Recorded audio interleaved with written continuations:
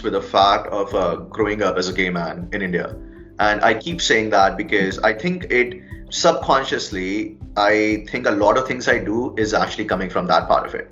The fact that I couldn't come out to anyone when I was growing up, not until when I was in my master's in social work, that's the first time I came out to somebody and said, okay, this is who I am, and taking my journey from then, right? And I think like over the course of these years, it just built so much of internalization of homophobia because that's all the message you keep getting. The way I construct and think about the world outside started changing a lot. And at this date also, like my parents know about me, but we don't talk about it, right? So it's just a very different context. And on top of that, until very recently, like 2-3 years ago, homosexuality was criminalized in India.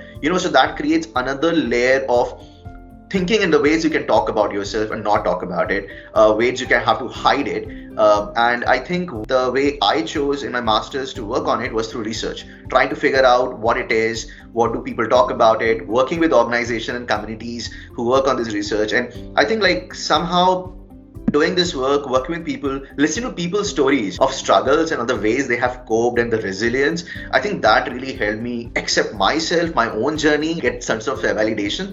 But now to come to the point where I now look back and I generally feel like the kids shouldn't go through those experiences the way I went through. I'm not even saying that I was marginalized, I was beaten up on the streets or any of those things, but even this whole idea of you have to keep everything shut, not talk about it itself is a lot. And then when you bring the other layers of gender and say like how non-conforming people, trans folks and kids and how their experiences are so different and so restrictive in their own familial spaces and everything. So I think like that is what really motivates me to work, and especially with the kids and adolescents, and saying like how best we can figure out what these problems are.